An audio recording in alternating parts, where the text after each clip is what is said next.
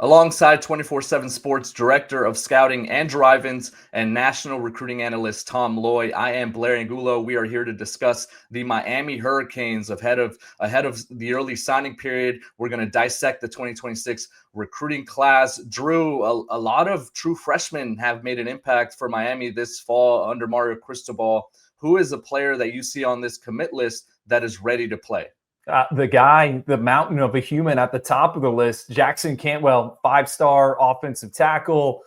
Look, boys, Francis Mauanoa off to the NFL. Someone's going to have to step in at that tackle spot on the right side. I think it's going to be Jackson Cantwell. There's a good chance he might end up being the National Gatorade Player of the Year.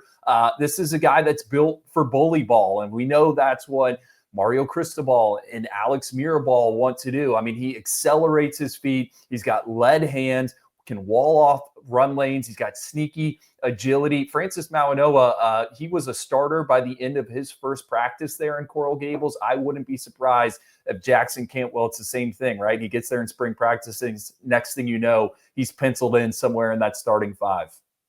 I'm going to go with top 100 receiver Samorin Wingo. I mean, this dude, all he's done over the last couple of years is get better and better. He's got difference maker potential, and I think he's going to be a surefire contributor next fall as a freshman. I mean, this is an excellent pass catcher, a matchup nightmare. I love the way he plays his game.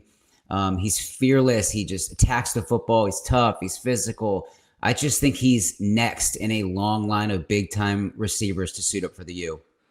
I think when you look at what Bryce Fitzgerald has done as a true freshman this year, he's second on the team in interceptions. I see a lot of similarities in what J.J. Dunigan's going to be able to do when he arrives on campus, a player that is rated as a safety.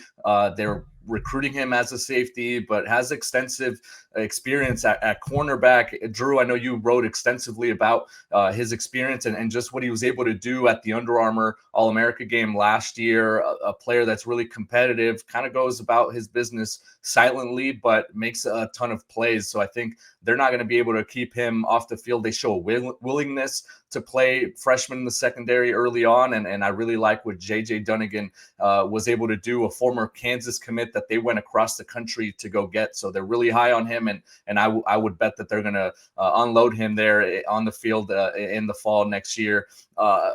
Tom, this is a program that, kind of has been leaning into the transfer portal at the quarterback position. They do get a high schooler in this class. What do you think? I've said it a million times. I am a huge believer in Darion Coleman. I've watched him throw it around in person, probably more than most, and I'm just a huge, huge fan. Loved him on the 7-on-7 circuit. Loved him on Friday nights. There's not a throw he cannot make. So he's got an elite arm talent. He can rip it with the best of the best.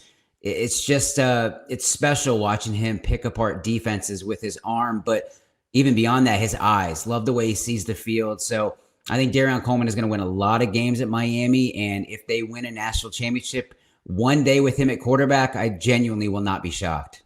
Just one of those kids where you kind of wish he was a little bit bigger, a little bit heavier. You kind of wonder about the durability with Darion Coleman. With that being said, I think he's a perfect fit for what Dawson wants to do on offense. He's got a rapid release. Tom brought up his creativity with the arm, right? He can make throws on the move. He can drop the elbow. He can throw around coverages. The other thing about Darion Coleman is he's a very confident and cocky kid. And I think that's kind of interesting. Miami has spent more on transfer portal quarterbacks than anyone over the past 2 years. And, since Mario Cristobal has arrived in Coral Gables, he's only started one quarterback that they recruited from high school. That was Emory Williams 2 years ago. So it'll be interesting to see, all right, is Darion Coleman ready to wait for his turn there at Miami? And I think best case scenario, look at Kevin Jennings at SMU. I think there's a lot of similarities there, just kind of with the build and the arm talent and what they're able to do with their legs. Kevin Jennings got SMU obviously to a college football playoff, and he took down Miami this season. So Miami getting a good one in Darion Coleman. I think it's a really smart approach, because if you're going to be a player in that top tier of the quarterback market in the portal, you do have to stash away some of these developmental pieces that, at some point you're going to have to, in a way, kind of have them see the field or make an impact or in a way they're going to show you that they're ready to make an impact in a way where you're not going to have to go into the portal anymore. So Darion Coleman, I think, has some of those tools, has some of the skill set that you love to see. Now, whether or not that kind of turns into fruition and he kind of meets some of that upside, remains to be seen. But I think, this is a smart play by Miami to keep a player like this closer to home. And then, if he ends up turning into something, developing into something, then you've kind of hit the jackpot there. Drew, going back to you, there's a lot of playmakers in this class. Half of the recruiting class seems to be blue chippers, but there's a lot of talent on the back end as well. Who is an unsung gem that you have on this list? Yeah, and he's got 4 stars next to his name, so maybe he doesn't fit this category. But I love Camden Portis, the cornerback, Clinton Portis's kid. Football player. That's how I would describe him. I think he is the ideal nickel, right? And, he's just barely over 5'11". He isn't the heaviest individual, but you turn on the tape and the more you watch, the more you study, the more you like this Camden Portis kid. He is physical as a senior, 3 interceptions, 2 sacks, a forced fumble. He can get guys down in space, and he can also cover. And Miami invested so much into its secondary in the transfer portal because they had to get that group right. Now, you look at what they're doing on the high school front here in the class of 2026. Blair, you brought up J.J. Dunigan. Jalen Waters is a big physical boundary corner. Now they got Camden Portis. I just think this guy's going to hit. I think the instincts, the intangibles, his eyes and the athleticism, it all shows up with Camden Portis. It's a great call with Portis because he told me a lot of schools are trying to flip him down the stretch, but he is obviously locked in with Miami. But I'm going to go with 3-star cornerback Brody Jennings. Ivans, we've seen him a ton on the 7-on-7 circuit, making a bunch of plays, but he always pops and he's finding himself around the football. So I think he's a polished player, advanced technique. He can cover at a high level. I like the length. I love the length, I would say, but I like the speed. Probably can improve a little bit there, but he's a playmaker. And I just think he's going to be a draft pick one day. So again, we're talking about a 3-star guy that I could make an argument to put him in the top 247. Just a really nice get for Miami and Brody Jennings. A lot of top 24/7 prospects on this list. I'm going to go with one that's outside and 4-star wide receiver Vance Bafford from Mission Viejo, California. They went across the country to land this kid, beat out USC, Washington, Ole Miss, a few other programs for his commitment. And I think he's a perfect complement to some of the bigger name wide receivers in this group. I think he's really steady as a route runner. Really, I think just accelerates in quick bursts and has a lot of that quick twitch that you like to see in slot receivers. Reliable as a pass catcher. His hand-eye coordination has been tremendous. Mission Viejo has had a number of high-profile cornerbacks and defenders on their team, and in practice he's been able to kind of hone his craft. So I think he's going to be ready to potentially make an impact early. I think he's got the speed, he's got the route running ability, and I think most of all, just the reliability as a pass catcher to see the field early for the Hurricanes. Tom, going back to you, give me an outlook of what this whole class does for you in terms of, maybe growing optimism or growing confidence in what Mario Cristobal there is building in Miami. If I'm a Miami fan, I am fired up about the 2026 recruiting class. I mean, really, really good job by Mario Cristobal, Dennis Smith, and those guys in Coral Gables. If it's really one of the most complete classes in 2026.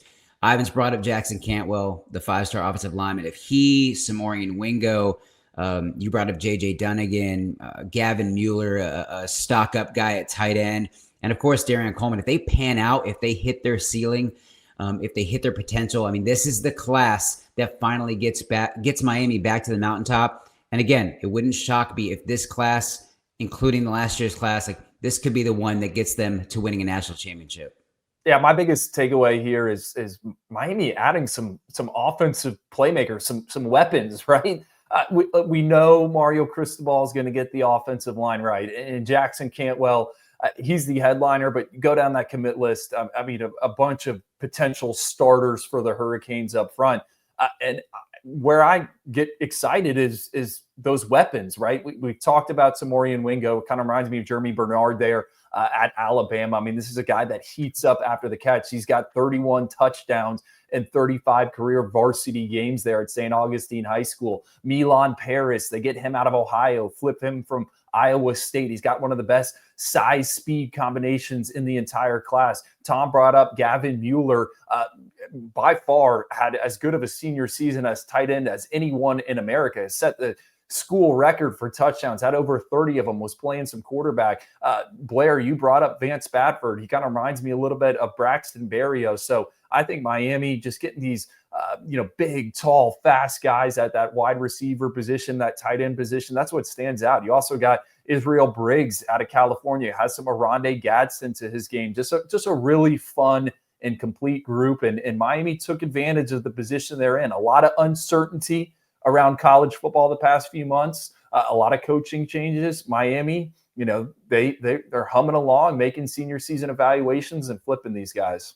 I wonder what recruits were seeing when Cam Ward was out there making plays last year. Obviously, this high potent offense has been really good this year as well. And when you flash a player like Malachi Toney, I think it becomes a really nice and easy selling point for that staff, especially when you think about some of the playmakers. I also wrote down that bringing in an infusion of talent at wide receiver was probably the most important thing and the biggest takeaway for me in this class. When you look at it, I wrote this down, guys. It says the last time that Miami signed a receiver who 24/7 Sports ranked inside the top 5 was in 2013.